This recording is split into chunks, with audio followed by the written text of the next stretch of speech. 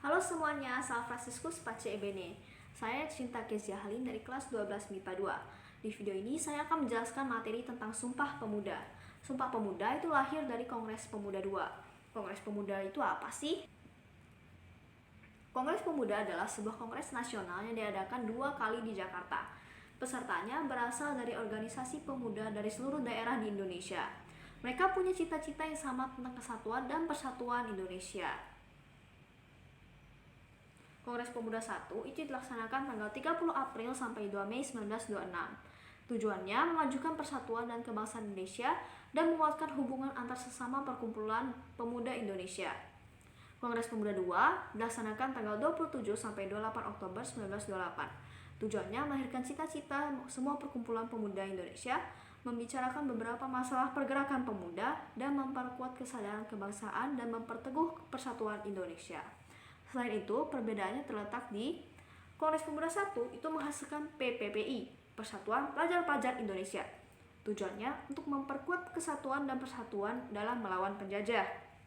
Nah, kalau di Kongres Pemuda 2, pesertanya itu nggak cuma dari anggota PPPI, tapi juga dari organisasi kepemudaan seperti Jong Java, Jong Bataksbon, Jong Islamientenbon, Jong Celebes, dan lain-lain.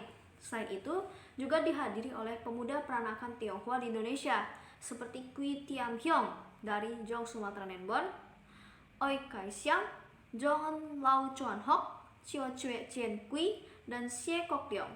Si Kyok Long ini adalah pemilik gedung asrama pelajar. Sekarang menjadi Museum Sumpah Pemuda ya. Nah, awalnya Sumpah Pemuda ini belum ada direncanakan baik dalam Kongres Pemuda 1 maupun Kongres Pemuda 2. Baru mulai diinisiasinya pas Kongres Pemuda 2 itu berlangsung.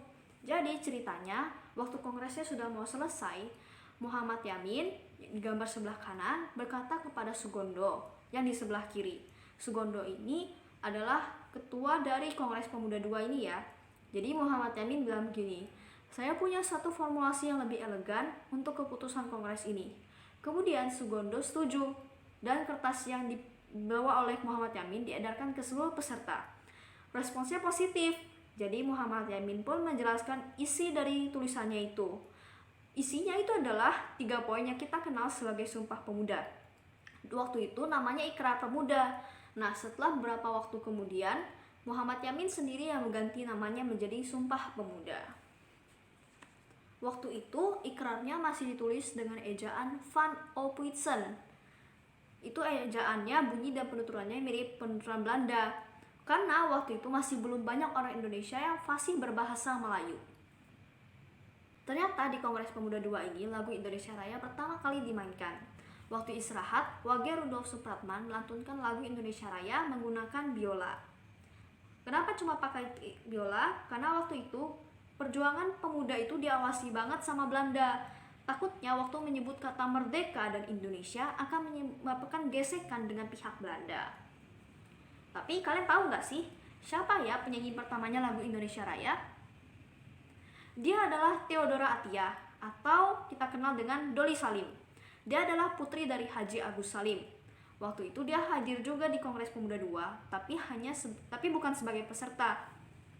Nah, kenapa dia yang dipilih untuk menyanyi? Karena waktu Wage Rudolf Supratman memainkan lagu Indonesia Raya, dia mengiringi dengan piano. Dan waktu itu dia berusia 15 tahun. Nah, lagu-lagu nasional tentang Sumpah Pemuda yang biasa dinyanyikan waktu upacara adalah Bangun Pemudi Pemuda dan lagu Satu Nusa Satu Bangsa. Lagu Bangun Pemudi Pemuda memang isinya spesifik tentang kaum muda dalam memperjuangkan kemerdekaan. Kalau lagu Satu Nusa Satu Bangsa mengandung janji yang diucapkan dalam Sumpah Pemuda. Penciptaannya itu bukan waktu Kongres Pemuda berlangsung ya. Ada satu fakta yang ingin saya bagikan kepada para penonton sekalian. Nah, jadi kata pemuda yang ada di Ikrar dan Kongres Pemuda itu maknanya beda. Pemuda yang dimaksud itu bukan pria, tapi orang muda.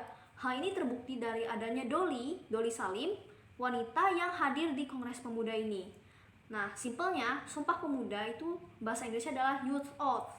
Nah, youth itu kalau bahasa Inggris artinya orang muda ya. Baiklah, cukup sekian video dari saya. Mohon maaf bila ada kesalahan. Terima kasih sudah menonton. Sal Franciscus Pace Ebene.